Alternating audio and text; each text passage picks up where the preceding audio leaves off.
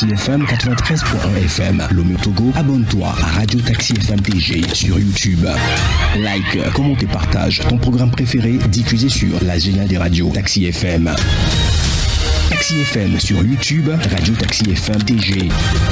Les programmes de la géniale des radios de ta capitale en boucle.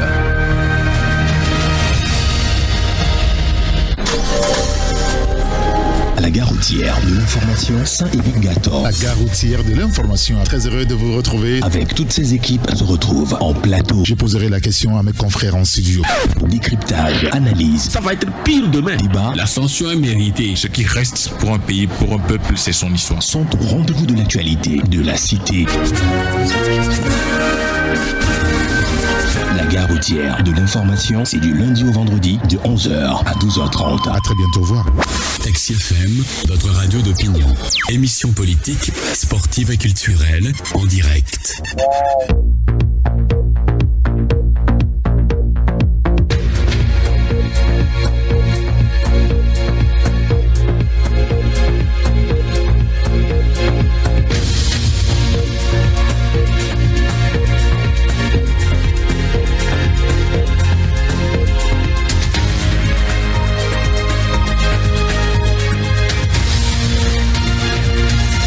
Madame, Monsieur, bonjour à tous. Ravi de vous avoir encore avec nous ce matin où nous allons parler des sujets sociopolitiques de notre pays. Vous savez que l'opposition est vent debout contre les sénatoriales telles que prévues par les autorités le 2 février de l'année prochaine. On pourra placer un mot là-dessus puisque après la DMP, il y a l'ANC et puis ne touche pas à ma constitution qui sont prononcées en défaveur de ces élections qui sont annoncées donc pour la chambre haute du Parlement. On placera naturellement un mot là-dessus. Nous reviendrons sur la question de la corruption qui devient, on le sait, c'est pas nouveau, endémique au Togo. La corruption et surtout la dénonciation de l'ARCOP qui aujourd'hui, pour mettre fin à ce sympa de mer, c'est entre autres questions que je poserai à mes confrères en studio. Jacques Dakouti, Ambroise Pondou et Joseph Gada seront avec nous en studio. Bienvenue.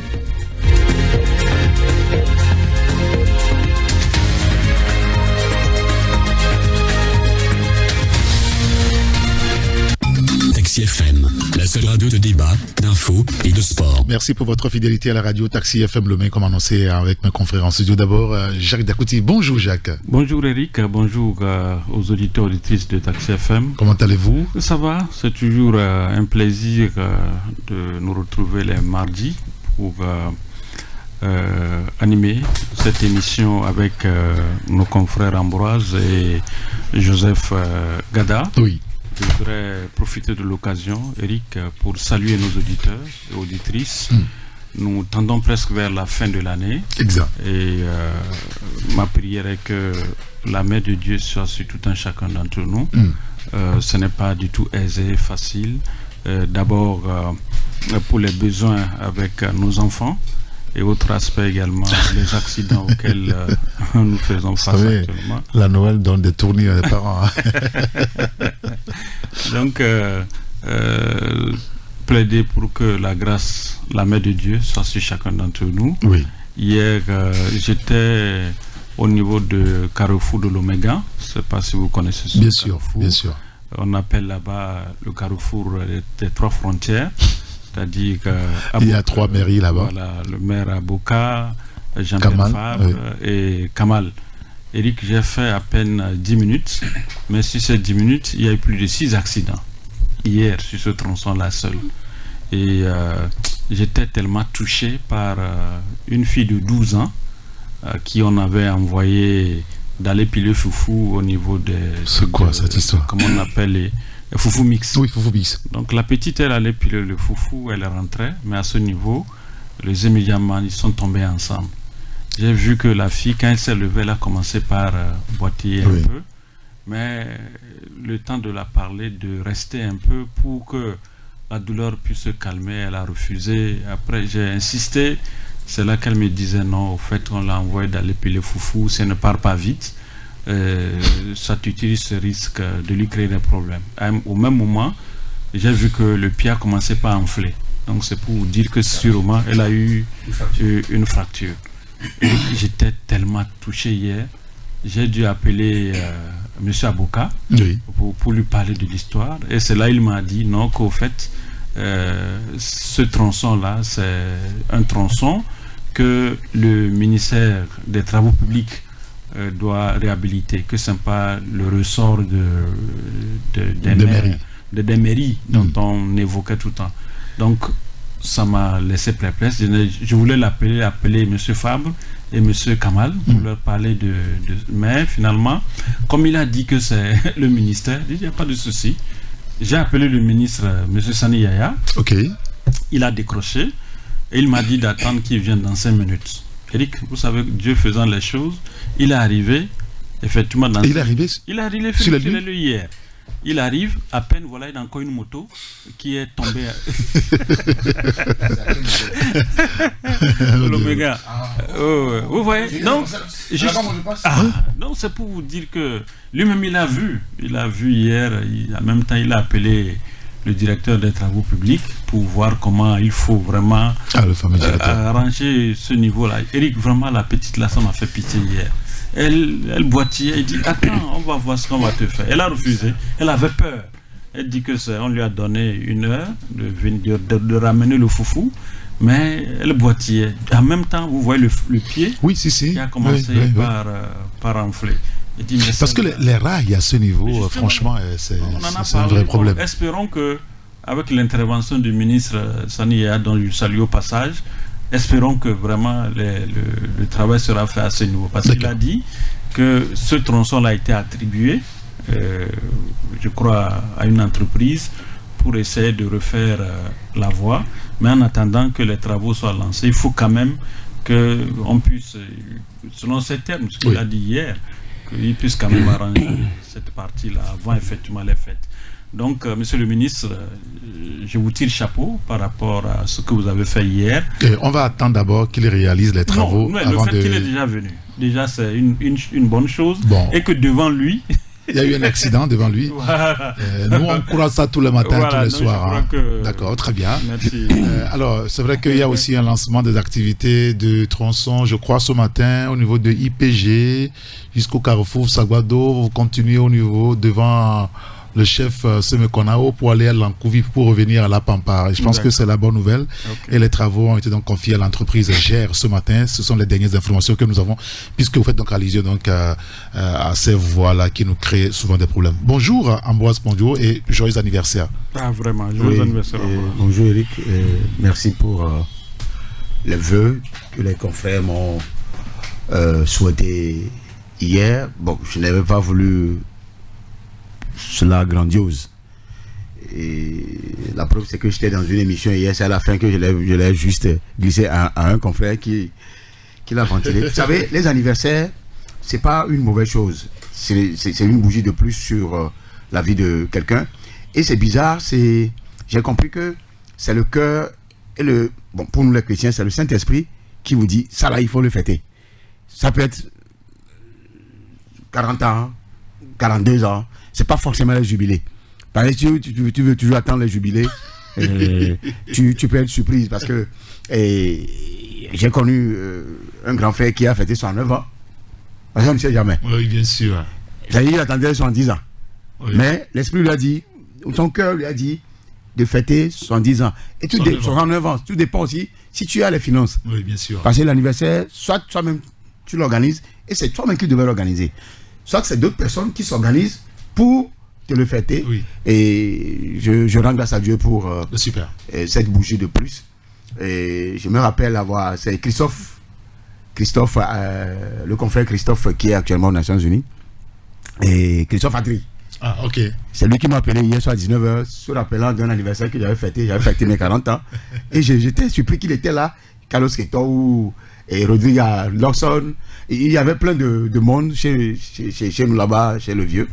Et je me suis dit, ah tiens mon frère, quand on est en santé, il faut rendre grâce à Dieu. Et remercier le Seigneur pour que la bénédiction soit toujours au rendez-vous. Que le Dieu miséricordieux soit toujours à nos côtés pour nous protéger des mauvais esprits et de ces humains mauvais esprits. Parce qu'il y a des mauvais esprits qu'on ne voit pas, mais aussi des humains qui sont des mauvais, que Dieu nous épargne tout ça. Ouais, c'est vraiment important. Merci d'être avec Merci nous à ce Jacques matin. qui m'a souhaité hier. Je connais les jaloux maintenant et les adversaires, les ennemis là qui sont sur le taxi premium.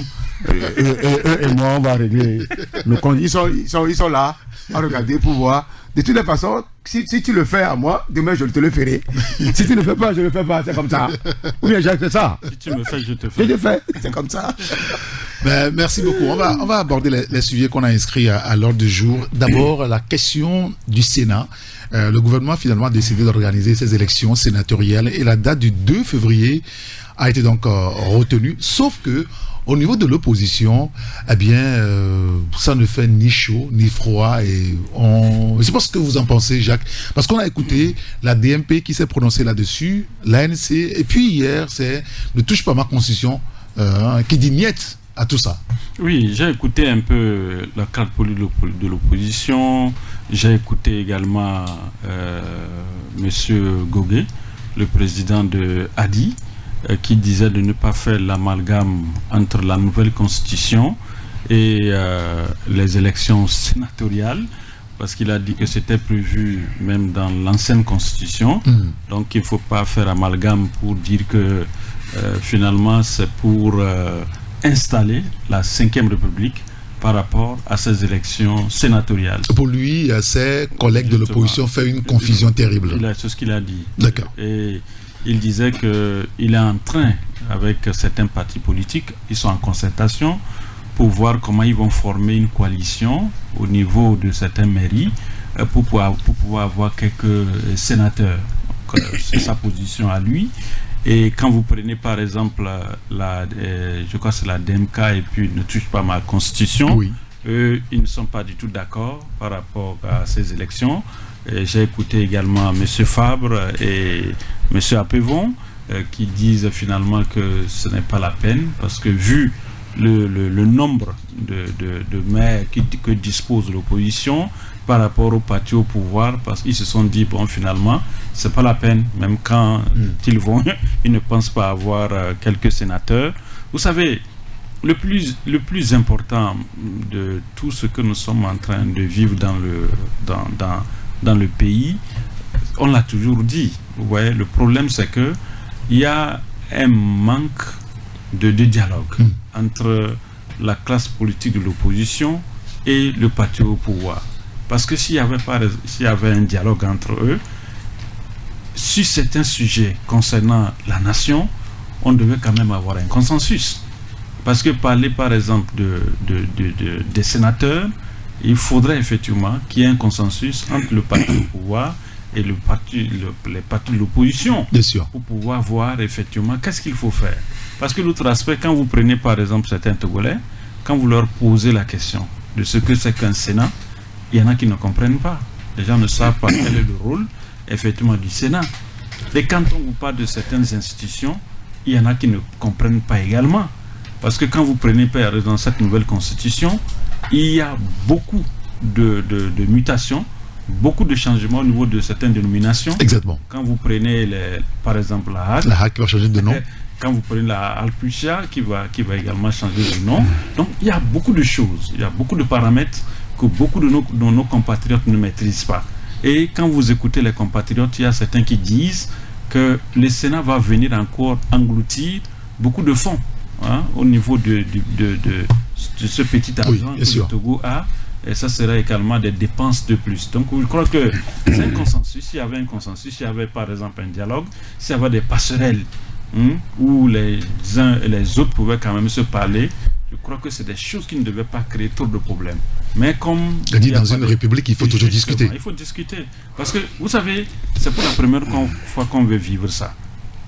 Pour la première fois. Je parle de notre génération. Oui, bien sûr. C'est pour la première fois. Non, c'est d'ailleurs la première fois que le Togo organise donc, une élection sénatoriale. Voilà, c'est pourquoi il parle de notre génération. Exactement. Donc, il faudrait que les uns et les autres puissent vraiment comprendre. Parce que quand vous prenez même déjà la gestion des mairies, vous prenez aujourd'hui les gouverneurs qu'on a nommés, et tout ça, il y a quand même un frottement au niveau de ces institutions que nous constatons. Mais je respecte une fois encore la position des uns et des autres. Ceux qui veulent aller il ne faut pas les condamner. Ceux qui ne veulent pas aller également, ne les condamnons pas. Donc je crois que c'est le choix que chacun a eu à faire à son niveau. C'est des discussions bien mûries, c'est des pensées mûries également, et les gens ont pris la décision. Maintenant, c'est la question fondamentale aujourd'hui. Franchement, est-ce que le Togo a les moyens financiers de pouvoir supporter tout ça? C'est ce que nous disons. C'est la question. Ambroise Bondio, quel est votre commentaire par rapport à l'organisation de ces élections sénatoriales? D'abord, la question même du Sénat pose problème dans un pays où la question du budget se pose avec acuité, la disponibilité des finances pour pouvoir nourrir tous ces hommes, nourrir au sens de financement ou de per diem ou d'émoluments ou de salaire, et que l'on puisse encore s'aventurer sur un terrain sénatorial avec un Sénat qui sera certainement budgétivore, et je trouve inutile dans un pays qui n'en a pas besoin. Les pays qui ont souvent opté pour le Sénat, ce sont des pays à forte propension démographique et surtout à visée fédéraliste. Quand vous êtes dans un État fédéral comme les États-Unis, comme le Nigeria ou le Cameroun d'une moindre mesure, ce sont ces pays-là qui en ont forcément besoin pour pouvoir avoir un autre angle d'œil sur la gouvernance de l'État de façon spatiale, au plan horizontal et vertical. Mais ici, d'abord en termes démographiques, nous ne faisons pas le poids devant qui que ce soit dans la sous-région, d'abord. Ensuite, le Sénat au Sénégal a été dissous il y a de cela quelques années pour les mêmes raisons que j'avais déjà citées, et tout ça inutile et budgétivore. Quand vous remontez un peu la récente histoire de l'exécutif sénégalais, vous allez comprendre que même le budget de la présidente de la République, qui était à 89 milliards, a été diminué à 49 ou à 44 milliards. Il y a d'autres secteurs de cette activité, et d'autres institutions qui ont connu une diminution drastique des budgets. Au point que, aujourd'hui, quand le Togo s'aventure sur un terrain que je qualifie d'inconnu, parce que beaucoup déjà contestent cette 5e République, son soubassement, qui est la Constitution d'ailleurs, que majorité des Togolais n'ont pas adhéré, parce qu'ils n'ont pas été consultés, n'ont pas donné leur caution. Et donc, quand une institution de plus ou supplémentaire venait à se greffer sur un mécontentement grandissant, vous voyez que ça ne fait pas l'affaire pour les connaisseurs. Maintenant, quant à la réaction des divers partis politiques sur la question, d'abord, je crois qu'il y a une évidence, parce que certains ont déjà même boycotté, beaucoup ont boycotté la 5e République et sa constitution, et avant que de rejeter même ce qu'on appelle Sénat, pour des raisons que j'ai déjà évoquées. Et donc, tant que les Togolais ne trouvent pas manger, ne serait-ce que 2 fois par jour, et quand l'on vient encore nous imposer une institution que le peuple ne porte pas dans son cœur, et que les instances de la société civile, dans sa grande majorité, les partis politiques de l'opposition ont rejeté, je ne vois en quoi ça peut intéresser le Togolais lambda, parce que dans ce pays, aucune élection n'a jamais été transparente depuis la nuit des temps, en dehors de 58, ou d'une moindre mesure de 94. Donc, je parle bien des élections législatives de 58, exact, et qui a connu l'élection de Sylvanus Olympio, et les élections qui a vu le cas prendre l'Assemblée nationale. Et donc, c'est ce sont l'ensemble des institutions d'habillage pour consacrer la 5e République, qui à coup sûr, dans les mois à venir, c'est-à-dire dans 5-6 mois, aura du plomb dans l'aile. Ah bon? Qu'est-ce qui vous fait dire ça? C'est un présage, peut-être c'est prémonitoire, mais je sais quand même que eux-mêmes qui ont initié ces institutions ne s'en sortent pas. D'abord, il y a plusieurs qui ne sont pas au pied, la Cour constitutionnelle, la Hague. Il y a plein de ces institutions qui ne sont pas encore au point, qui n'ont pas connu une installation réelle. Le président de la République qui ne sera jamais, qui ne sera désormais pas élu au suffrage universel, qui sera élu par des députés dont on connaît les origines, et les origines dont on connaît, ils ne sont pas élus. C'est des gens qui... Les députés togolais sont élus. Ils sont élus oui. dans un point de vue, dans une griffe, tout simplement parce que ils ne répondent pas à ces aspirations-là. D'accord. Parce que d'abord, le peuple n'est pas sorti pour aller voter, et ceux qui sont allés voter, on sait comment les choses sont passées. Je donne juste l'exemple du fief de Jerry Tama. Je ne le connais pas là-bas. Jerry Tama est un allié du pouvoir, mais c'est lui qui le dit, et qu'il interdit même aux jeunes d'aller. Tu te rappelles de ça. C'est une injonction qu'il a donnée. Son message. C'est pas un message, c'est une injonction. Oui. Il dit aux jeunes de ne pas la politique. Faire une sommation, de ne jamais s'aventurer dans la politique. Et donc, il en a payé le prix aujourd'hui. Et donc, je crois que ce n'est pas nous qui le disons, mais c'est une réalité qui est de fait que le pouvoir togolais vieillissant de 60 ans devait prendre en compte pour éviter un drame sur eux-mêmes, sur lui-même, et en plus qui peut avoir des répercussions sur l'ensemble des populations du Togo. En tout cas, ce sujet du Sénat, on n'a pas fini d'en parler. Par exemple, quand on prend le communiqué de l'ANC sur le sujet, Jean-Pierre Fabre et son parti écrivent par exemple qu'en conférant au chef de l'exécutif, chef de l'État, une influence directe, au demeurant disproportionnée sur la composition du Sénat, cette disposition remet en cause le caractère démocratique et indépendant de cette institution. La nomination d'un tiers des membres par une quelconque autorité est une violation des principes fondamentaux de la représentativité et de la séparation des pouvoirs. Donc, peut-on lire donc dans ce message. Ce sujet-là, on pourrait y revenir un peu plus tard. Moi, mais je voudrais compléter. Je voulais juste compléter en ignorant un aspect de la chose où ce qui énerve le plus dans cette institution du Sénat, c'est la nomination, c'est la prérogative de nomination qui a été laissée au président de la République de nommer le tiers, de l'Assemblée. C'est un déni de démocratie, même si ça se fait ailleurs. Ici, vous avez déjà toutes les institutions en main. Vous avez l'Assemblée nationale en main, vous avez la Cour constitutionnelle en main, vous avez la HAC qui vous soutient. Ils peuvent sauter là-bas, mais c'est la réalité. Parce que il y a trop de faits qui le démontrent. Vous avez l'Assemblée nationale qui est là, la primature qui est acquise, qui vient de vous. Il y a d'autres institutions qui sont caporalisées, pour ne pas dire minorité, qui soutiennent le régime. Et donc, il n'y a aucune institution dans laquelle l'opposition est représentée. En dehors des communes, où là aussi, ils ont fait du gramaglement, ils ont surveillé des gens pour prendre la tête des mairies. Est-ce qu'on pourra placer un mot rapide sur cette proposition de Maître Tchassona Traoré, justement, cette question du Sénat? Oui, ça c'est le ventre. C'est-à-dire que... Non. C'est vrai que ça peut choquer. Oui, mais quand même. Mais je t'explique. Ok. Les gens ont été des opposants pendant plus de 30 ans. Oui, bien sûr. 35 ans. Oui. Bon. Ils n'ont jamais gagné un poste de ministre. Ils n'ont jamais été élus à l'Assemblée nationale. Oui. Ils n'ont jamais été élus maire. Ils sont vieillissants. Le seul honneur qu'on puisse leur réserver, c'est le poste de remerciement. Et c'est la dernière fois, c'est le Sénat. Puis cette fois, Gnassingbé doit nommer un tiers. Oui. Au temps de Gnassingbé Adema, et même quand vous allez au Congo, les Chalamona ont été nommés au Sénat. Et c'est là de comprendre. Ici, c'est les animateurs de la RETO. Animation, le grand frère Jacques en sait quelque chose. Et les animateurs de la Révolution togolaise. Et donc, à RETO, nous on était dans les 3S.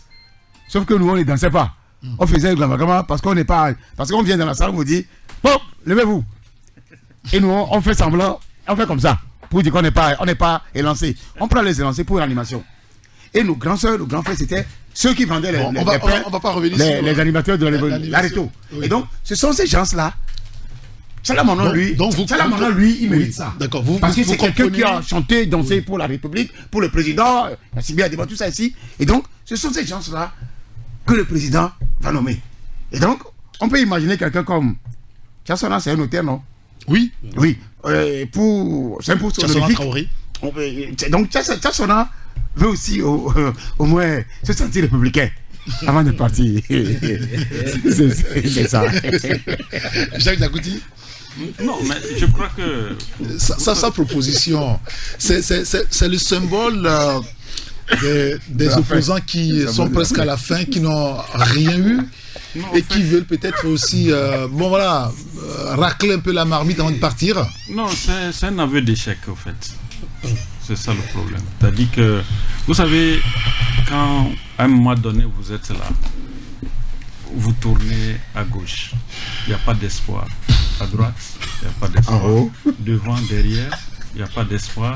Qu'est-ce que vous faites? La seule solution, c'est de vous mettre à genoux. Pour demander? Ah oui, c'est ça. Ça, c'est la meilleure solution. Et je crois que quand vous suivez un peu la déclaration de M. Tchassona, mais ça tend vers là. S'il dit par exemple au chef de l'État de nommer certains, oui. Donc au fait c'est un aveu d'échec.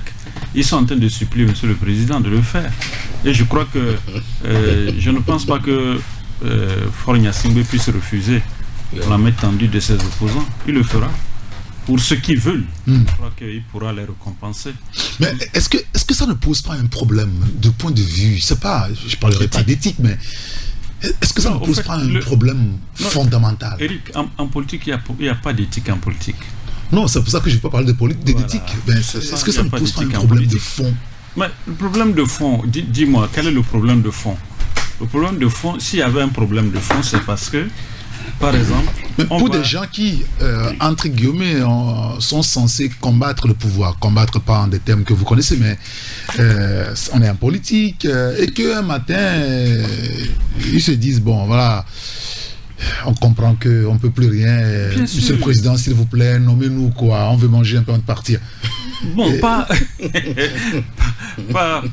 dans ce sens. Mais ce que nous constatons, c'est que les gens sont fatigués. Et puis quand vous n'avez pas d'ambition dans la vie, on finit par là. Si vous avez une ambition dans votre vie, vous savez que quel qu'en soit dans 50 ans, même si c'est 100 ans, vous avez une ambition, vous avez un objectif, une conviction en vous, que vous allez réussir, vous allez y arriver. En fait, c'est ça. Quand vous prenez par exemple l'exemple de Sonko et de Diomaye Faye, c'est des gens qui ont une conviction, ils savaient que quel qu'en soit Alpha, tout ce qui peut arriver un jour, ils seront au pouvoir. Malgré les emprisonnements, malgré les humiliations qu'ils ont subies. Mais finalement, ils gèrent aujourd'hui le pays. Mais le vrai problème, c'est que, Eric, aujourd'hui, les gens ne veulent pas souffrir. Les gens font semblant de souffrir, alors que, bon, au fait, ils n'ont pas la souffrance en eux. Ils font semblant. Quand vous êtes ensemble, vous dites que vous n'avez pas d'argent, ils sont les premiers à sortir leur poche pour vous montrer qu'ils n'ont rien. Alors qu'au fait, ils sont assis sur l'argent. Ça, c'est les hypocrites, ça.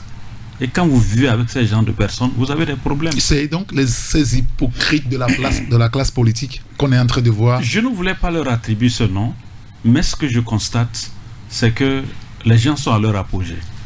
Et quand un homme politique est à son apogée, il peut faire toutes les concessions possibles. Et c'est à ces concessions-là que nous sommes en train d'assister. Dire à M. Faure Gnassingbé de nommer ces gens, si les gens le réclament, et comme les gens le font aujourd'hui, moi je serai à la place de M. Faure Gnassingbé, je vais les nommer. Parce que j'ai constaté que finalement, comme en classe de CP, on nous dit, bon, mettons-nous dos au mur et regardons la maîtresse. On sait aujourd'hui que l'opposition au Togo est presque à genoux. Le réveil s'organise ailleurs, c'est-à-dire on voit moi, je voudrais dire les gens pris individuellement. Eric, aux compatriotes, de ne pas trop en vouloir à ces gens. Il ne faut pas trop les en vouloir. Quand vous les voyez... il faut pitié.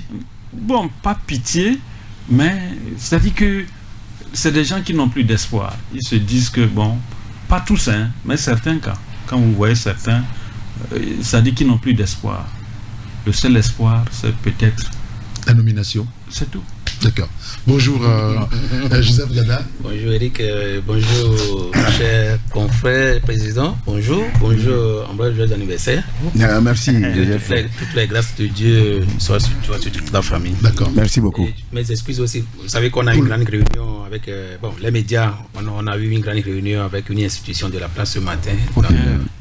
Avec le terre, bon, quand il ça, bon, nous sommes en fin d'année. Mais seulement que je ne suis pas venu avec quelque chose, sinon je voulais avoir votre avis sur cette sortie de Maître Kassona Traoré. Non, tu sais, moi, j'ai l'habitude que nous avons, ça c'est ce qu'on appelle la paresse intellectuelle politique. Ou c'est la réelle politique? Non, ça c'est pas la réelle politique. En fait, on n'est pas, quand on vient en politique, on n'est pas obligé d'occuper tous les postes nominatifs, ou bien c'est même pas avant de partir. On peut être politicien et apporter sa contribution au développement du pays.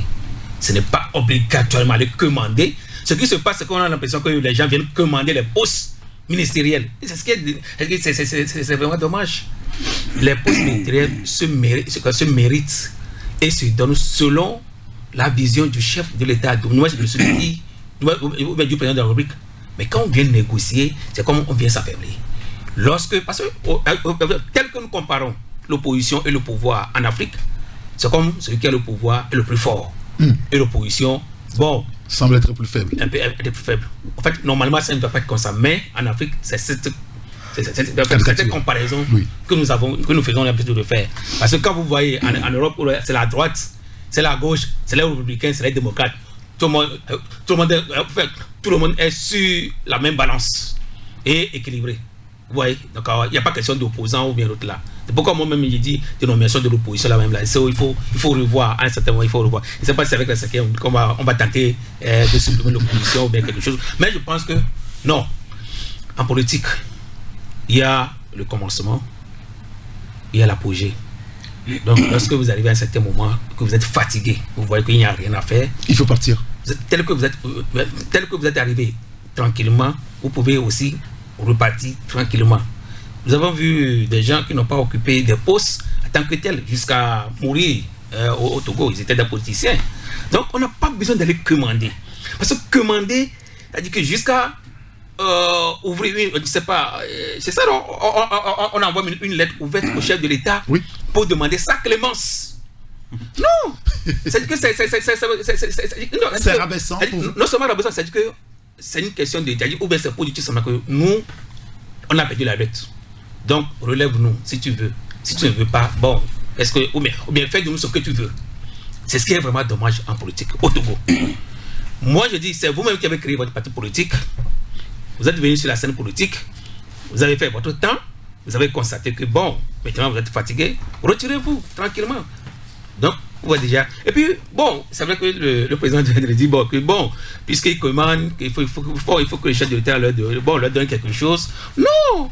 Tu sais, nous tous, nous connaissons le chef de l'État. Que à chaque fois que vous lui demandez quelque chose, il ne peut pas le faire. Vous voyez, un chef, non, un chef, c'est un chef. Et que ce n'est pas, quand vous lui dites non, faites-nous, parce que quand il le fait demain quelqu'un d'autre aussi va se lever et dire non, puisque vous avez fait pour l'autre, là, faites-nous juste pour nous. Vous allez voir que le chef d'État va les dribbler, tu peux. Peut-être qu'on peut leur donner quelques postes d'une manière ou d'une autre, mais pas ce qu'ils souhaitent. Oui, le Sénat.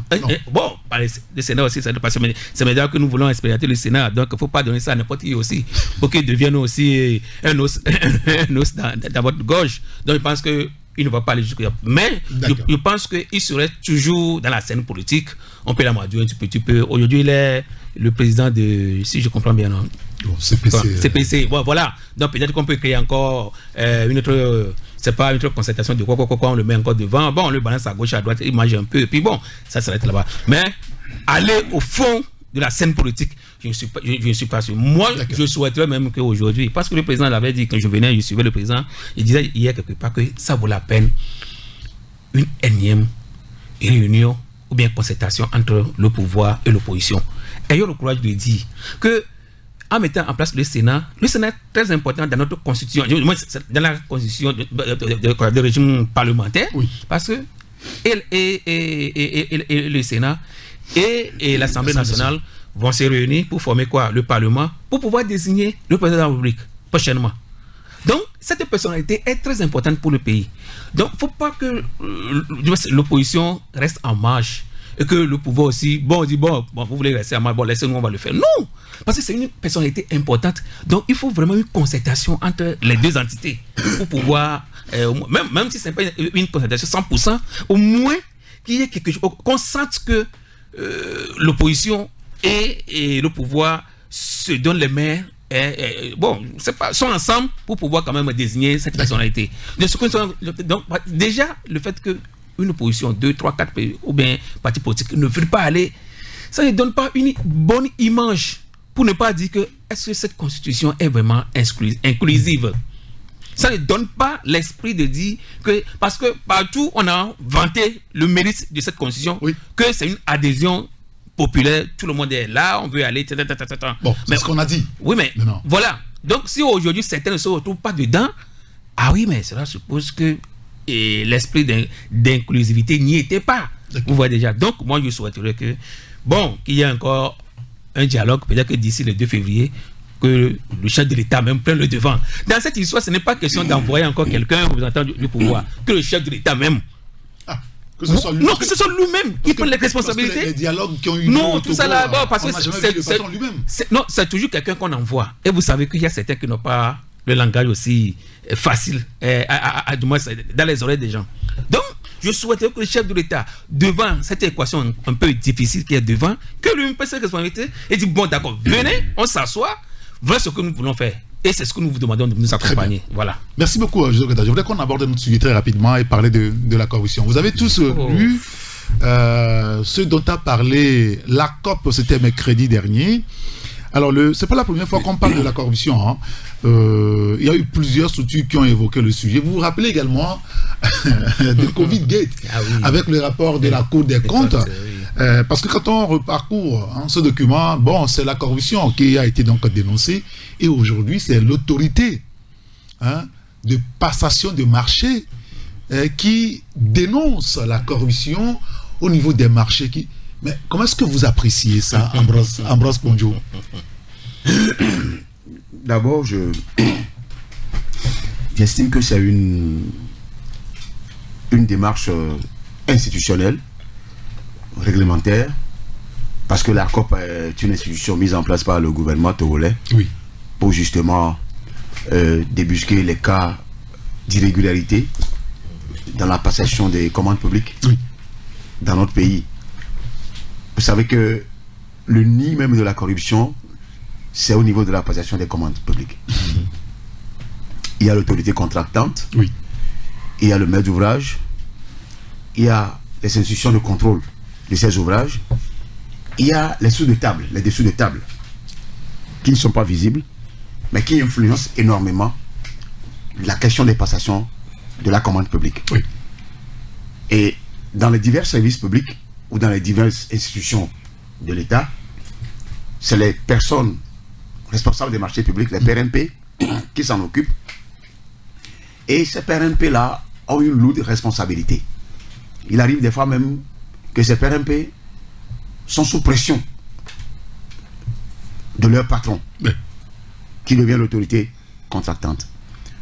Et quand la personne est sous pression, devant un marché que la commission devait trancher, parce que le PRMP est en même temps membre d'une commission qui tranche sur la question de la commande publique, il est aussi vrai, il faut le noter, que la loi reconnaît dans la passation des marchés publics le gré à gré, à un montant plafonné. On prend le cas d'un marché de 200 000 francs. On n'a pas forcément, ou de 500 000 francs. Je n'ai pas revu la loi pour savoir le plafond. Il y a des marchés qui peuvent aller à 5 millions ou 2 millions, qui doivent passer, qui ne sont pas obligés de passer par les marchés publics. Ça, c'est l'exception à la loi, à la règle. Parce que toute loi ou toute règle a une exception. Maintenant, à un moment donné, certains font de cette exception-là la règle. Certains transforment l'exception à la règle. Et c'est courant dans certaines de nos institutions publiques. L'objectif central du contrôle des marchés dans l'institution publique, c'est la satisfaction des besoins du commun des mortels, des citoyens. Et la passation des marchés aussi peut passer par plusieurs formats. L'affermage ou la concession. L'État octroie tel marché à un privé qui gère et qui retire en même temps ses fonds injectés. Je prends le cas de l'ouvrage La route Lomé-Palimé qui a été pris par Ebomaf. c'est un contrat de concession. Ça veut dire que la route est préfinancée par Ebomaf, gérée par Ebomaf, et jusqu'à une période donnée. Oui. Ça peut être 40 ans, 30 ans, 25 ans. Et l'État règle à Et facture. l'État règle. Mais le reste, après, ça revient à l'État. Mais là aussi, quand l'ouvrage a un sérieux problème, les clauses du contrat peuvent préciser que c'est l'autorité contractante qui doit s'en occuper ou c'est le concessionnaire qui doit s'en occuper. Ça, c'est les trucs purement techniques. Maintenant, ce qui blesse dans le fond, c'est que pour un marché de 200 millions, il peut aller jusqu'à 50 millions qui tombent dans le jeu de la corruption.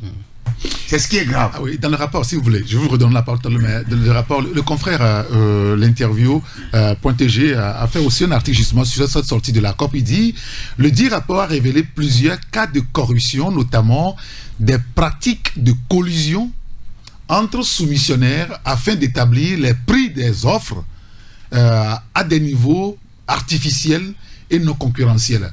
Le fractionnement des marchés, le recours à la surfacturation ou à la fausse facturation, l'influence sur les évaluations des offres et les décisions d'attribution, les déclarations mensongères ou la fourniture des attestations de qualification technique ou financièrement délibérément inexactes, la participation pendant l'exécution des marchés à des actes ou pratiques frauduleuses préjudiciables aux intérêts de l'autorité contractante susceptibles d'affecter la qualité des prestations ou leur prix, ainsi que la garantie dont bénéficie l'autorité contractante. Et quand la COP révèle ou fait ce genre de révélation, ça veut dire que c'est grave au niveau de la commande publique. Jacques Dakouti. Oui, vous savez que quand on parle de la corruption, c'est un serpent de mer. Pour saisir, c'est pas facile. Mais qui peut tuer ce serpent? Non, pour tuer le serpent, c'est compliqué. Vraiment compliqué. C'est l'anaconda. Prenez le cas des marchés, souvent qu'on attribue, que ce soit à des entreprises, à des particuliers. Regardez comment ça se passe. Vous posez des questions. C'est-à-dire qu'il y a des travaux qui sont souvent exécutés, mais les travaux là ne durent pas. À peine peut-être 6 mois, et vous voyez des... Il faut reprendre. Oui, mais regardez le cas, je ne sais pas si vous empruntez souvent la route de la voie de la Hack là. Oui, entre l'église évangélique. Oui, si. La voie qui s'est affaissée à plusieurs endroits là-bas. Regardez, viens emprunter ma voie là. Combien de durée de vie cette route-là a fait, Eric? C'est ça le problème. C'est-à-dire que les Chinois disent souvent que petit argent, petit travail. C'est ce que les Chinois disent. Mais ce que nous constatons ici au Togo, on donne grand argent, mais petit travail. Les gens prennent beaucoup d'argent. Et quand vous voyez les conventions qui sont souvent signées entre ces entreprises et l'État qui donne le marché, mais vous vous posez des questions. Tout cet argent, et c'est ce travail qui a été fait. Moi, je crois que même au niveau des bureaux de contrôle, c'est-à-dire que quand on fait le travail, ceux qui vont même inspecter d'abord, contrôler les travaux, c'est des corrompus également.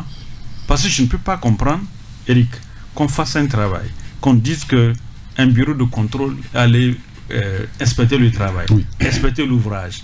Et dit que c'est bon. Et il dit que c'est bon. Et après quelques jours, on voit que l'ouvrage a des problèmes et on est obligé de mettre encore une commission d'enquête pour déterminer ce qui s'est passé par rapport à cet ouvrage. Vous voyez qu'il y a quand même un problème. Il y a vraiment un problème. Et l'autre aspect, c'est que on a constaté que les jeunes créent aujourd'hui les entreprises. Parce que dans le rapport de la COP, l'institution évoque aussi des cas de trafic d'influence, d'abus de fonction, de prise illégale d'intérêts et d'infraction dans la passation des marchés tels que définis dans le code pénal, la violation du code éthique de la commande publique, la prise de décision par négligence coupable ou manifestement irrégulière. Alors, quand on lit tout ça dans le rapport... Vous vous rappelez que dans ce pays, il y a un photographe qui était un entrepreneur qui construisait les routes. Vous avez un photographe qui construit des routes. Ah oui, vous avez oublié cette histoire. Je connais même les coiffeuses. Oui, donc c'est pour vous dire que ça, c'était... C'est pas nouveau. Il y a eu des photographes, un photographe qui a eu les marchés de construction de routes dans ce pays, on connaît. On a vu ce que le monsieur a fait. Et l'autre aspect, je parlais tout à l'heure des jeunes qu'on attribue souvent les marchés. Quand vous prenez certains jeunes, c'est-à-dire que c'est des gens qui ne sont pas tellement âgés, qui ne savent pas comment manipuler l'argent. Lorsqu'ils prennent cet argent, qu'est-ce qu'ils font? Ils vont investir au port. Vous allez les voir, ils achètent une grosse caisse, alors que cet argent-là doit servir à faire le travail. Oui, mais quand ils prennent ça, ils vont investir au port. De l'autre aspect, vous allez voir que s'il avait par exemple une copine dans un quartier, il est obligé de multiplier les copines dans des quartiers. Et cet argent-là, c'est fini. Donc, c'est pour vous dire que quelque part, s'il y a vraiment une rigueur dans le suivi de l'attribution de ces marchés, on n'aura pas de problème. Alors, quand la COP dit tout ça aujourd'hui, ça veut dire qu'ils sont conscients du phénomène. Pourquoi est-ce qu'aucune solution n'a été apportée pour qu'on en vienne ce matin à nous raconter tout ça? Non, pourquoi vous croyez que c'est aujourd'hui que la COP dénonce ces irrégularités dans la passation des marchés? Ce n'est pas aujourd'hui. Quand c'était l'ARMP, chaque année, quand vous allez sur leur site... On excluait aussi des gens. Oui, et chaque année, on faisait le rapport, ils dénonçaient effectivement les irrégularités. Donc, ce n'est pas une première, non.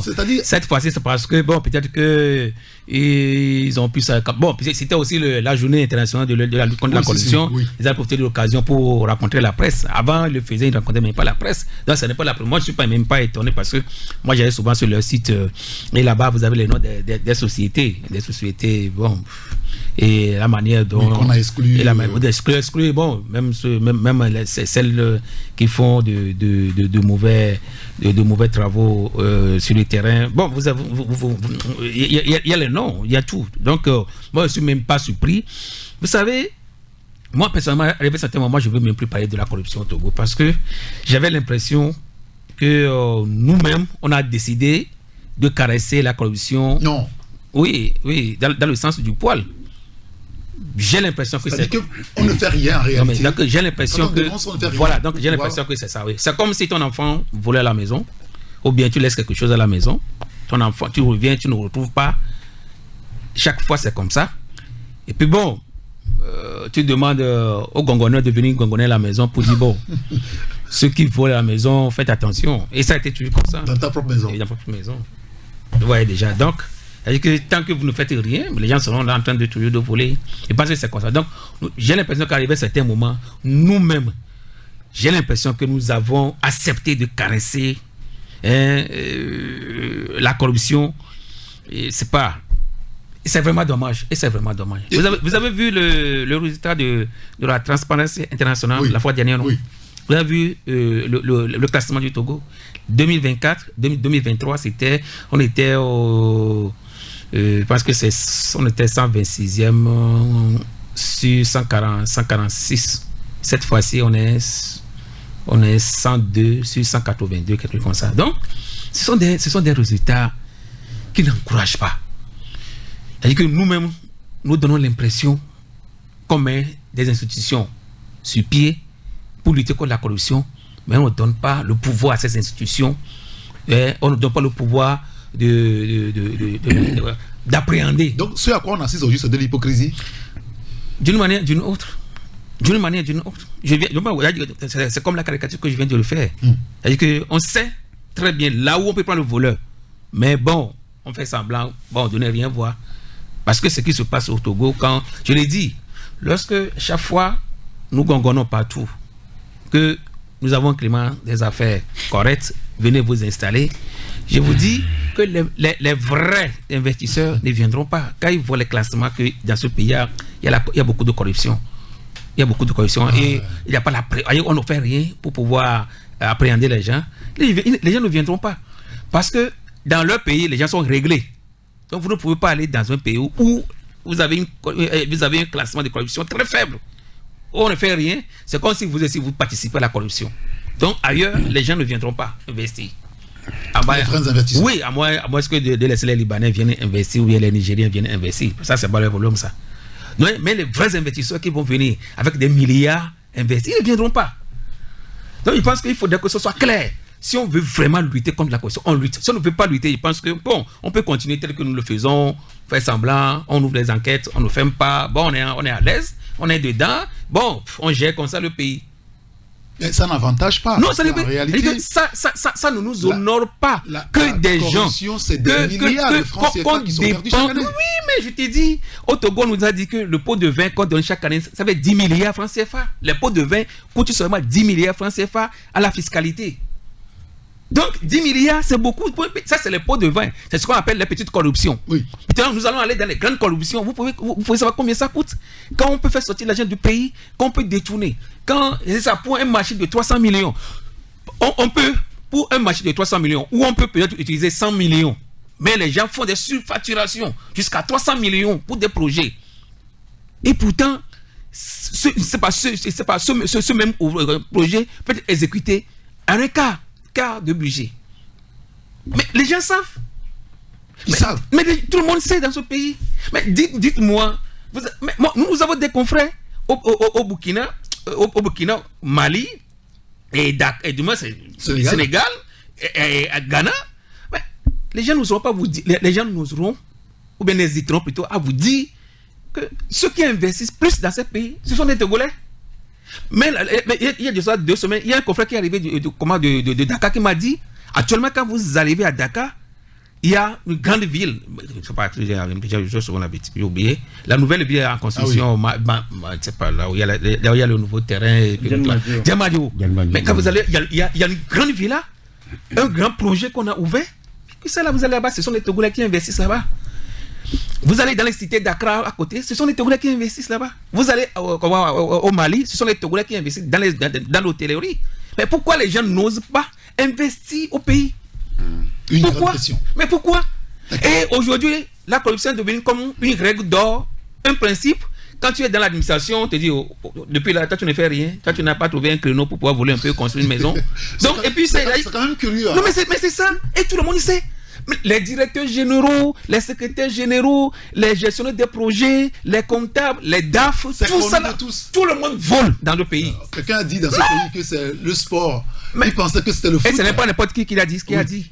Et depuis là qu'il a dit, est-ce qu'il a fait quelque chose? Non, mais c'est ça. Donc, ça devient un principe de vie au Togo, la corruption. On ne fait rien, donc on est là, on gère. Donc, si la COP dit, tout ce que la COP dit, ce n'est rien, ce n'est rien. Moi, j'étais, pour finir, c'est que lors de Reading Business, la fois dernière, j'ai fait partie des médias invités où quand le gouvernement avait échangé avec la Banque mondiale et le FMI. La toute première recommandation faite au gouvernement, c'est de faire tuer tout. Et le jour-là, le directeur général de la COP était là aussi. Et la toute première recommandation faite au Togo, c'est qu'on puisse quand même digitaliser l'ARCOP, on puisse digitaliser le processus de passation de marché au Togo. Pourquoi? Ça veut dire qu'aujourd'hui, ça veut dire que c'est les feuilles. Les billets, c'est les feuilles parce que tu peux amener aujourd'hui, on peut gratter, on peut changer, on dit bon, va recopier, bon, va prendre ceci, va refaire ça, avant nous ça l'après-midi, et puis on met ça dans le dossier, et puis tu passes. Mais si c'est digitalisé, ça veut dire qu'il y a une traçabilité.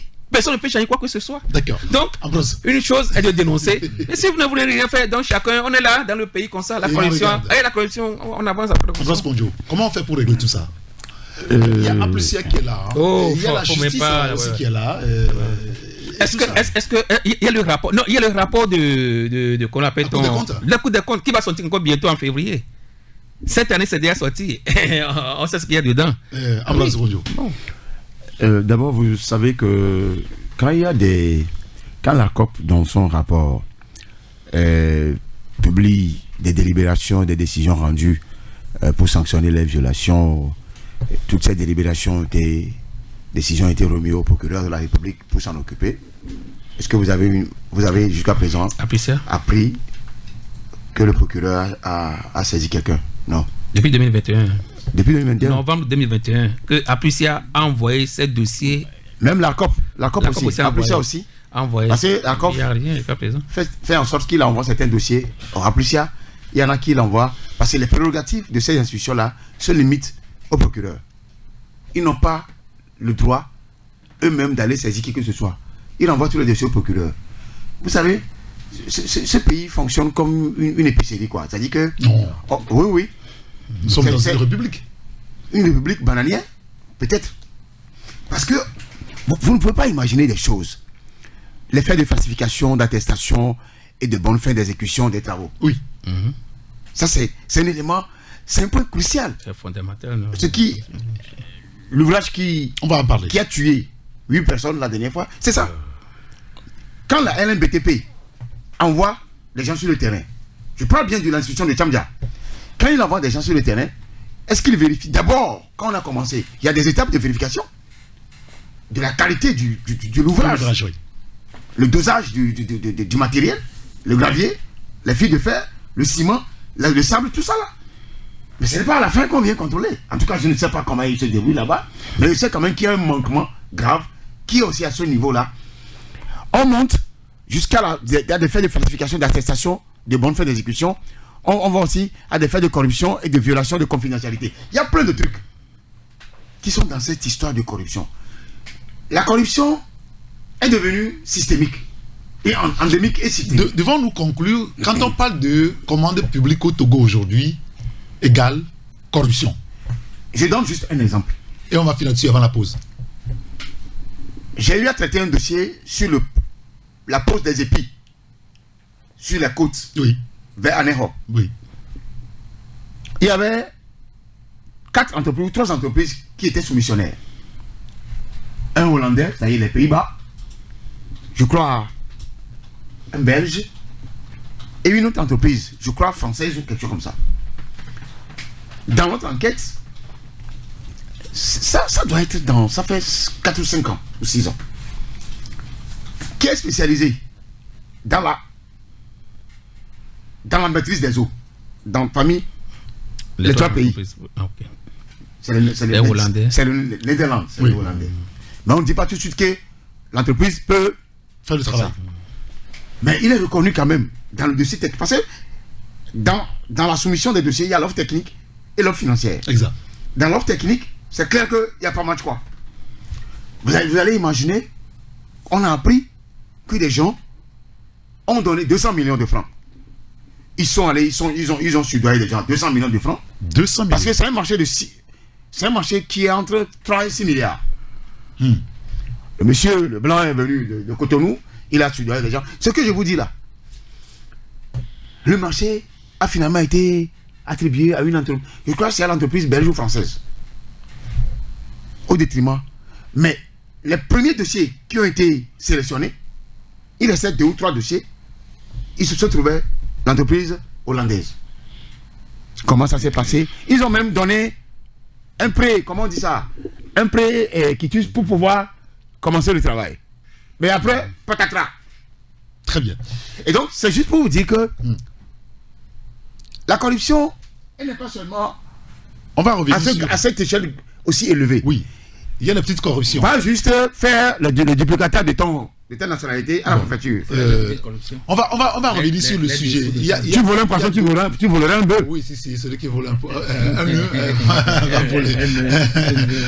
On va revenir sur le sujet. On va marquer une courte pause. On revient juste après. Taxi FM, la seule radio d'information continue.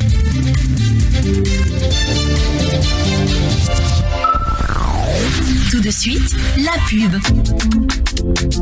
Tu sais quoi, Elisabeth? Ma vie a changé depuis que j'ai la fibre Canalbox. Niao, comment ça? Canalbox est une connexion internet stable et très rapide qui me permet de télécharger et d'envoyer à la vitesse de la lumière et en quelques secondes les audios, vidéos et divers documents, même les plus lourds. Mieux encore, je paye une seule fois mon abonnement par mois et toute ma famille et moi accédons à Internet en illimité. Au CMR, sans aucune limite de mégas, H24 et 30 jours sur 30. Pour toute ta famille en même temps et illimité, ça doit être économique, Canalbox, hein? Très économique même. D'ailleurs, en ce moment, l'installation et la box fibre Canalbox sont gratuites. Gratuites? Comment, ma? Tu as très bien entendu. L'installation et la box fibre sont actuellement à 0 francs. Je veux avoir ma Canalbox. Appelle vite Canalbox au 88 66 ou fonce dans la boutique la plus proche pour en profiter.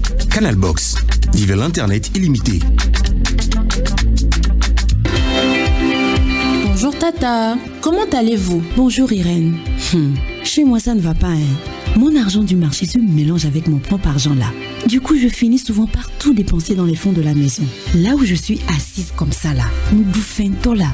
Mais Tata, pourquoi ne déposes-tu pas les recettes de ton activité sur un compte EcoBank? Il te suffirait juste de télécharger l'application EcoBank mobile ou même de faire étoile 326 dièse. Tu es la 3e personne à me le dire. Mais tu sais, vos histoires de compte là, je ne maîtrise pas, hein.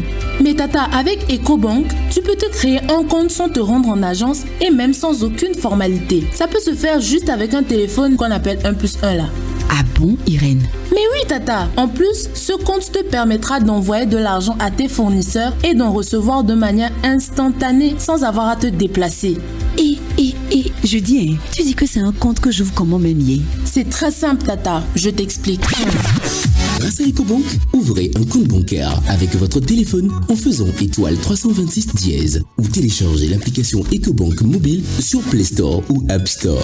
Activez le compte en y faisant un versement et profitez des fonctionnalités d'un compte ordinaire. Offre soumise à condition. Pour toute information, contactez le +228 22 53 76 50 ou écrivez à l'adresse assist@ecobank.com. Alors comment tu le trouves? Il a un petit côté mannequin, non? Hein? Viens, on va vite chez La Paire, vite. Des lunettes trop chic. Votre test de vue gratuit et la qualité internationale à partir de 19 000 francs CFA. La Paire, voir clair, ça va vous plaire. Nuke amewa amegan de la famille la paire nous va dire couver du don on va les pas nous novi kutoku et assis ke kwa wochichi de la paire. La Paire, voir clair, ça va vous plaire. Retour des tubes dans un instant sur Taxi FM. Taxi FM, car de tout cœur nous tenons à vous informer. Taxi FM.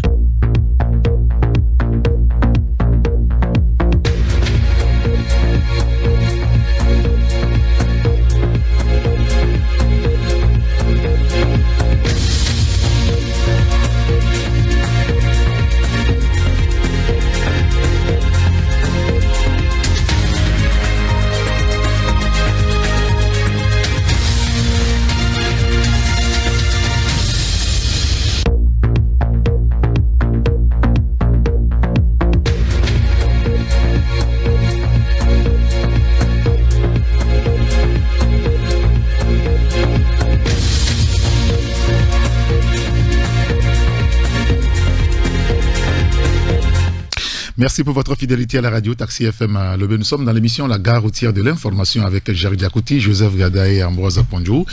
Alors, on évoquait le cas de la corruption et finalement, c'est un sympa de maire et donc, et clairement, les autorités ont de la peine à solutionner ce problème. Je l'ai dit. Oui. Ah, ok, d'accord.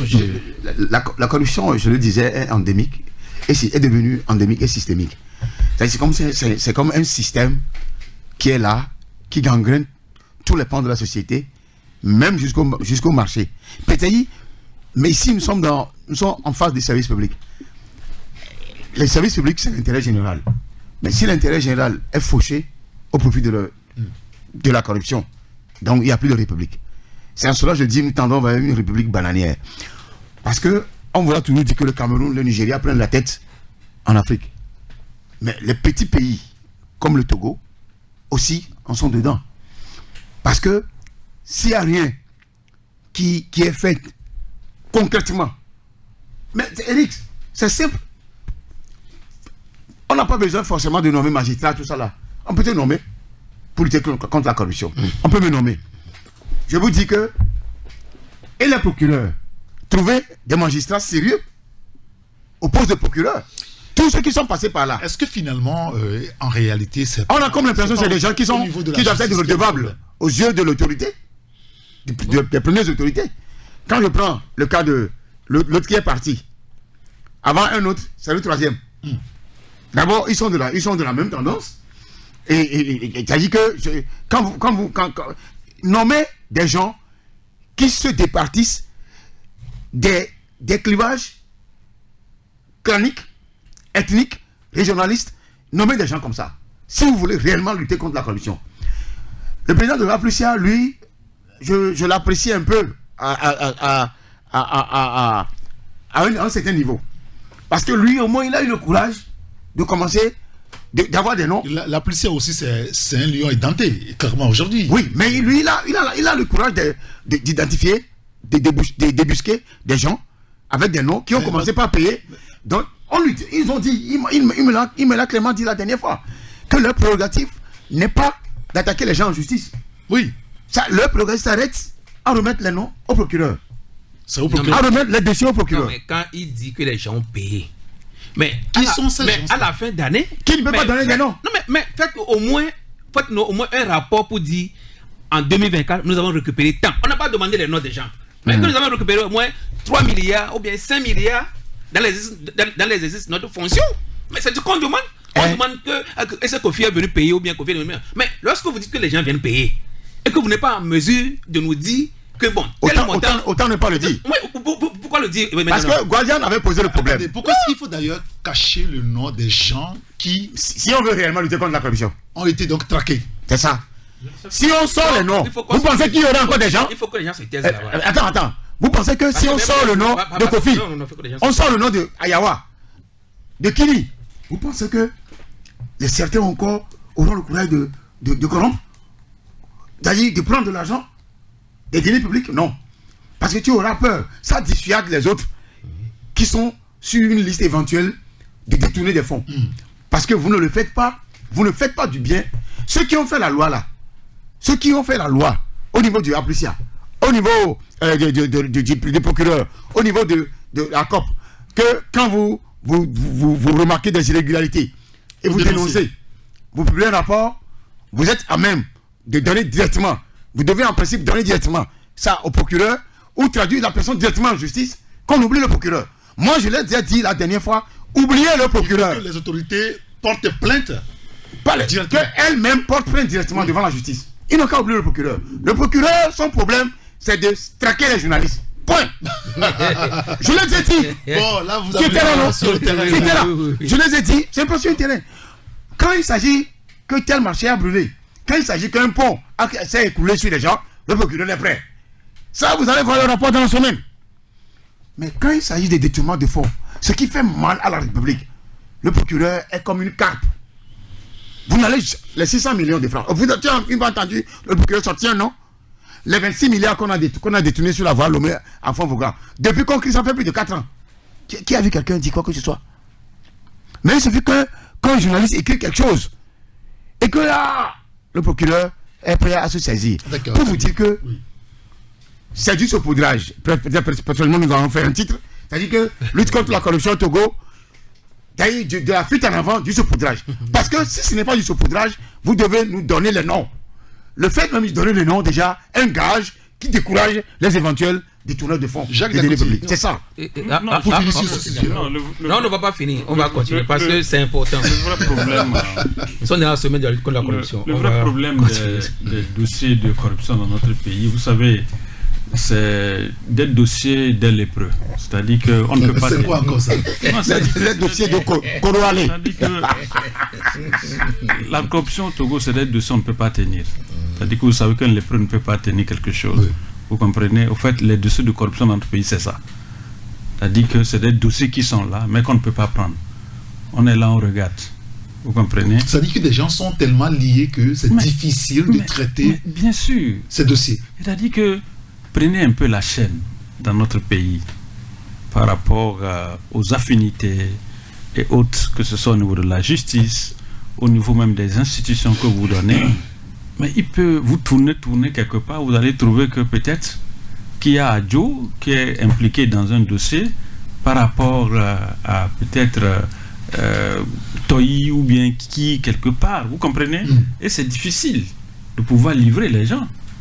Tout le débat à ce niveau. C'est-à-dire qu'aujourd'hui, le vrai problème, c'est que comment faire pour livrer ces gens-là à la justice? Éric, toi et moi, nous avons cotisé pour les éperviers dans ce pays. Oui, on n'a jamais eu de compte. Qu'est-ce qu'on ne nous a pas dit? Jamais eu de compte. Oui, on nous a dit non, que même un franc, un centime par rapport au fonds que nous avons cotisé, que le rapport sera fait. Mais nous sommes où aujourd'hui? On a oublié même que le Togo a participé à une CAN même. Il a évoqué tout à l'heure l'affaire de Vaugan, la voile Lomé-Vaugan en foin. On nous a dit le rapport sera produit, mais jusque-là, rien. Moi, vous savez, quand Ambroise parlait de la Alplucia, par exemple, ils vont faire quoi? Quand vous lisez, par exemple, les tests de Alplucia, ils s'arrêtent et leur comment on appelle ça? Prérogative. s'arrête au niveau du procureur. Il a dit que c'est des gens qui mènent des enquêtes et ils remettent le dossier au procureur. C'est au procureur maintenant de déclencher l'affaire. Ça veut dire, quand je vous écoute, ça veut dire qu'il y a une ferme volonté en réalité de ne pas lutter contre la corruption au Togo. Parce que des gens établissent des rapports annuels. Mais c'est ce que je vous dis, Eric. Ouvrons la boîte à Pandore par rapport à la CAN par exemple. Les cotisations que nous avons eu à faire, on a prélevé même sur nos communications et tout ça. Si on veut ouvrir ce dossier, Eric, je vous dis que nous sommes combien? 8 millions de Togolais. Oui. Vous allez voir au moins que peut-être 6 millions seront en prison. Mais c'est ça. Vous voyez que 6 millions seront en prison. Parce qu'il y a des marchés qu'on a passés peut-être à certains qui n'ont pas exécuté et ils auront peur de dénoncer. Tout le débat à ce niveau. Je vous dis, s'il y a des dossiers, si on ouvre ce genre de dossiers dans ce pays, au moins 1 million seront en prison. En fait, tout le débat à ce niveau. Mais il faut commencer quelque part. Je suis en train de suivre un procès actuellement au Burkina Faso. Oui, vous voyez que c'est 3 milliards, mais vous voyez comment le monsieur a chaud. Le monsieur a chaud. Donc, quand vous le faites, vous allez décourager les autres. Mais quand vous ne le faites pas, mais écoutez, les gens vont se dire que c'est un sport favori. Monsieur, merci beaucoup. Je voulais avoir votre avis, Joseph le permet, je voulais avoir votre avis sur les accidents de circulation. Vous avez commencé par le dire, Javid Akouti, au début d'émission, mais revenez sur le cas d'Agua Zongo. Finalement, il semble qu'il y a une enquête qui a été ouverte. D'ailleurs, on a écouté le Conseil des ministres hier qui est revenu sur le sujet. Le chef de l'État aurait demandé donc à son gouvernement de faire tout pour pouvoir, dans la mesure du possible, essayer de régler le problème. Vous savez qu'officiellement, il y a eu 8 victimes, 8 morts et 3 blessés. On ne connaît pas encore leur état aujourd'hui. Tout le monde revient sur l'ouvrage. On peut questionner l'ouvrage. Joseph? Moi, je voudrais d'abord présenter toutes mes condoléances à ces familles endeuillées. Je serais fier ce matin, peut-être en répondant à votre question, si c'est que hier, en Conseil des ministres, on nous a dit qu'on a essayé de prendre les gens, on a déjà commencé à mettre, on a mis les gens en prison sur toute la chaîne. Je suis très fier ce matin quand vous avez posé la question. Je pourrais vous répondre en tant que digne fils de ce pays. Mais je suis triste que depuis vendredi jusqu'à aujourd'hui, d'abord le procureur qu'on ne s'était pas autosaisi. Oui, il n'a pas encore parlé. Il ne s'est jamais autosaisi. Le seul cas où il s'est autosaisi, ça a fait de... Il n'a pas dit grand-chose. Non, il y a une enquête qui est ouverte. Oui, bon, ça c'est... Donc, je dis, normalement, ça dit sur toute la chaîne. Non, peut-être que nous allons faire une émission dans les jours, si vous permettez. On va prendre le dossier de toutes les enquêtes ouvertes depuis 3 ans au Togo. Et nous allons revenir. On va prendre toutes les enquêtes. Mais voilà. Nous, les journalistes, on a besoin de le faire. Oui, bien sûr. Nous allons ouvrir. Nous allons faire un dossier sur toutes les enquêtes qui ont été ouvertes depuis les 5 dernières années. Et nous allons. Et peut-être que ça pourrait aussi nous aider le gouvernement peut-être que si c'est de l'oubli, à revenir sur certains dossiers. Parce que c'est triste que les familles endeuillées ne seront pas que les gens ont été appréhendés, les gens ont été arrêtés, mis en prison depuis le port. Oui, depuis le port. Depuis le port jusqu'au lieu Est-ce qu'on sait au moins à qui appartient donc la voiture? J'aurais appris que la personne a été mise aux arrêts. Bon, je ne sais pas si c'est plus. Le procureur n'a pas dit ça hier. Je suis en train de vérifier. Je vérifie. Oui, on m'a dit que c'est en garde. Il est en garde. Oui, mais je dois vérifier l'information. Mais je dis que je suis vraiment triste que 8 personnes sont mortes comme ça. On n'a pas décrété peut-être une journée de deuil, peut-être. J'aurais voulu parce que c'est triste. Triste. C'est une mort. En tout cas, je ne parle pas de l'atrocité. C'est un drame, ce qui s'est passé. Ce qui tombe sur vous comme ça, une tragédie, vous mourrez sur coup, parce que c'est un drame. De façon aplatie. Donc, je pense que ça, là, on ne peut pas passer inaperçu et demander juste une simple enquête, non?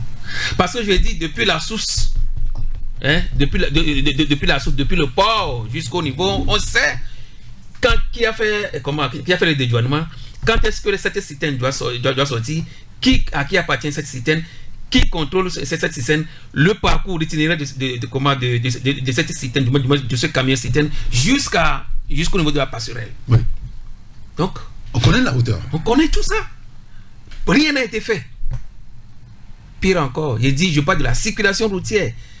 Ce camion a circulé du port jusqu'à Agoué. Et personne n'est en mesure de l'arrêter pour dire arrêter. C'est quoi cette histoire-là? Personne. Jusqu'à l'obstacle. Alors, si on me dit, il faut ouvrir une enquête, bon, heureusement que c'est le chef d'État qui l'a dit, moi je lui fais confiance ce matin, que cette fois-ci, que cette enquête puisse aboutir et qu'on puisse avoir quand même, ayons le courage d'avoir quand même les fautifs, tous ceux qui seront quand même, on va dire que tous qui seront impliqués dans cet accident mortel. Alors, et quand tu parles de l'ouvrage, moi je ne voudrais pas parler de l'ouvrage parce que moi depuis vendredi, je suis en train de faire les enquêtes auprès des amis BTP, tout ça, mais les avis divers, c'est-à-dire que je n'arrive pas à comprendre. Il y a d'autres qui donnent leur version, l'autre dit non que c'est bien fait, d'autres disent non que c'est tombé. Donc franchement, je ne voudrais pas aller là-bas. Mais là où je voudrais en venir et dire... Parce qu'on parle de l'enquête, mais... Eric, remarquons qu'on a déjà ramassé... Tout à l'heure, on vient de parler de la corruption. Oui. Je ne peux jamais imaginer que dans mon pays, on donne des ouvrages aux gens et on ne réceptionne jamais. Je ne sais pas, je ne peux pas comprendre. Des ouvrages, je ne sais pas. Vous savez combien d'ouvrages au Togo qui ont, je ne sais pas, ces projets qui ont été ouverts depuis longtemps, les voies d'Agoué, les bassins, je ne sais pas, la voie de Diaglé, ça je n'en parle même pas. Depuis 4 ans que ça a commencé là-bas à Diaglé. On n'a jamais eu, on n'a pas pu réceptionner, alors qu'on nous a dit à peine 2 ans. On n'a pas pu réceptionner, depuis 4 ans, on n'a pas pu réceptionner. Mais allez voir la route. Alors je vais avoir l'avis des autres confrères rapidement. Donc, sur ce drame qui s'est produit. Si aujourd'hui vous dites que il ne sait pas si la passerelle a été réceptionnée ou pas, et vous laissez les gens passer. La passerelle n'est pas encore empruntée par les citoyens. Si les pas encore en service. Dis-moi, c'est-à-dire que si un ouvrage n'est pas encore prêt, ne laissez pas les gens, les usagers, emprunter la voie. Fermez jusqu'à ce que le jour où vous réceptionnez, les gens puissent passer. Pourquoi ce n'est pas encore fini et on laisse les gens passer? Mais c'est la question qu'il fallait se poser. Pourquoi est-ce que l'entreprise Soroubat n'a pas encore fini les travaux, bien n'a pas encore remis les travaux au gouvernement et on a laissé les gens passer là-bas? Bon, Ambroise Ponjo. Oui, d'abord je m'incline devant. On a encore 5 minutes, un chrono. Devant la mémoire de ceux qui ont perdu la vie. De ceux qui ont perdu la vie de façon aplatie de ceux qui ont perdu la vie de façon aplatie, je dis, sous des tonnes de dalles qui n'ont jamais prévu de se retrouver à cet endroit et en ce moment. Je me dis, c'est quel malheur ça. Ensuite, malheureusement, le malade qui a conduit ce véhicule, je ne sais pas s'il est togolais ou encore il a une fois passé cette voie-là et qu'il ignorait la hauteur de l'engin qu'il conduisait. Je ne peux pas comprendre ça. Les responsabilités, moi je les mets à 4 niveaux. Le premier, c'est le chauffeur qui a conduit cet engin et son patron, naturellement. Le second, c'est l'autorité contractante et le maître d'ouvrage de cet ouvrage. Parce que, il le dit, c'est vrai qu'il y a certains ouvrages, sans l'avoir réceptionné, on laisse utiliser, c'est comme la route, pour voir s'il y a des affaissements quelque part, pour pouvoir les corriger. Ça arrive dans des marchés, des contrats de concession. Jusqu'à ce que les choses soient totalement arrangées. Mais particulièrement, cet ouvrage-là, je ne sais pas si c'est moi qui ai raison ou c'est Joseph qui a raison. Peut-être c'est lui, dans le cas d'espèce, peut-être c'est lui qui a raison. Parce qu'il y a des ouvrages qu'on ne peut pas commencer par utiliser sans l'avoir réceptionné. C'est pourquoi je comprends, je donne raison à Joseph dans ce cas-là. Peut-être pour la route, c'est pourquoi j'ai spécifié. Donc, les 2 premières responsabilité, c'est à ce niveau-là. Maintenant, la 3e responsabilité, c'est forcément l'autorité de contrôle, la LNBTP, qui contrôle ces ouvrages-là. Est-ce qu'elle a réellement contrôlé? est-ce que le contrôle révèle qu'il y a des dysfonctionnements? La quatrième, c'est le ministère de la Sécurité. Le ministère de la Sécurité, parce que ces derniers temps, vous allez voir les gens crier sur les consignes à donner aux gros porteurs à certaines heures de pointe. Les camions de transport de sable, les titans, ces camions-là, qui ne devaient pas passer à une certaine heure. C'est vrai que le lien n'est pas directement fait par rapport à ce qui s'est passé là-bas. Mais c'est ça aussi qui joue. On a comme l'impression qu'il n'y a pas de police sur la voie. Il n'y a pas la DSRP sur la voie. La DSR plutôt, sur la voie. Contrôler les véhicules qui passent, les gros porteurs, entre 6h et 7h30, il ne doit pas passer. Entre midi et 13h30, il ne doit pas passer. Entre 17h et 18h30, il ne doit pas passer. C'était clair. Au temps de Yad, c'était clair. Mais ce n'est jamais respecté. D'accord. Pour chuter ici en disant que tous ceux qui sont impliqués dans cette histoire-là doivent être mis quelque part. Ah ouais? Le Conseil des ministres, peut-être, c'est un effet de... Comment on dit ça? C'est un effet d'annonce qu'on nous a fait. On dit qu'il y a certains qui sont au garde à vous. Ce n'est pas celui à qui appartient le véhicule qui est responsable de ça. Mais on sait quand même que dans les procédures de culpabilisation, dans le siège pénal, même en Europe, celui à qui appartient le véhicule aussi. On saura. À quand le monsieur a pris le véhicule? Quelles ont été les consignes qui ont été données? Qui est le conducteur? Est-ce qu'il a un permis de conduire? Oui. Tout ça là. Mais il faut quand même le mettre quelque part dans un lieu. Sauf que la passerelle donc effondrée n'est plus là-bas. On se demande comment est-ce que l'enquête va prendre en compte cette partie-là. Parce qu'il faut. En Togo, c'est ça aussi. Hein. On fait disparaître les éléments, les pièces à conviction. Ce n'est pas encore réceptionné. Pourquoi est-ce que vous... Jacques Dakouti. Bon, on me fait signe qu'on doit rendre l'antenne rapidement. Mais vous connaissez ma position par rapport à cette passerelle. Parce que, excusez-moi, il y a une semaine exactement sur ce plateau, vous avez exprimé votre opposition contre cette passerelle. C'est vrai que j'avais peur. Mais voilà maintenant. Mais vous savez ce que nous sommes en train de dire, Eric. On n'a pas un ministre des Transports. Le ministère des Transports est rattaché à la primature. Excusez-moi. Vous savez, notre PM, elle est tellement occupée. Elle ne peut pas être à la fois Premier ministre et ministre des Transports. Et mon confrère Ambroise interpellait tout à l'heure le ministre de la Sécurité. Je n'ai rien contre Majoulouba. Mais ce que vous savez, M. Majoulouba n'a pas deux têtes. Non, il n'a qu'une seule tête. Il n'a une seule tête. Ah, il est ministre. M. Majoulouba, il est ambassadeur. Il est ambassadeur. Donc il fait la navette. Mais ça serait compliqué pour lui. Et qui parle de sécurité, mais c'est pas facile. Moi, je crois qu'à un moment donné, il faut qu'on décharge M. Majoulouba. Soit il est ambassadeur, soit il est ministre. Là, il peut avoir vraiment la latitude de pouvoir effectivement travailler. Et également, au niveau du ministère des Transports, qu'on titularise quelqu'un. Nommer quelqu'un ministre des Transports. Le problème se passe aussi. Il n'y a personne aujourd'hui. Non. Le problème se passe aussi au niveau du tourisme. Le tourisme, ça peut. Le préfet de Agoué, il n'y a pas. Le préfet du Golfe, il n'y en a pas. Eric, quoi qu'on dise, le transport dans un pays, il faut reconnaître que. Mais c'est un poste crucial. C'est un poste crucial. Quand on parle de ce camion-là, Eric, mais vous savez, il a fait la navette dans un premier tour. C'est le gaz qu'il transportait. Il a fait une première navette. C'est la seconde navette que le problème s'est posé. Oui, c'était comme ça. Oui, il est passé. C'est-à-dire que c'est pourquoi les gens disent que ce n'est pas le même chauffeur qui a fait la première navette. C'est pourquoi les gens disent peut-être que on a changé de chauffeur. Voilà. Et ça, c'est l'enquête qui va me le dire à la fin. Très bien. Faut reconnaître il faut le SPA là. Je suis désolé, on va devoir rendre l'antenne. Vous étiez en retard ce matin, donc vous voyez, on est rattrapé par le temps. Monsieur, merci beaucoup, Jacques Dakouti. Merci, Joseph Gada. Ambroise, merci.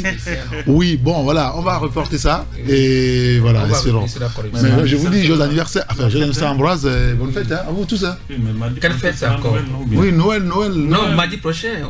Mardi prochain, on sera en fête. C'est fini. Que vos congés ne soient pas aussi trop longs. Parce que les congés ici, là, c'est 2 mois, 3 mois. Les auditeurs, n'acceptez jamais qu'on vous inflige un congé de plus d'1 mois.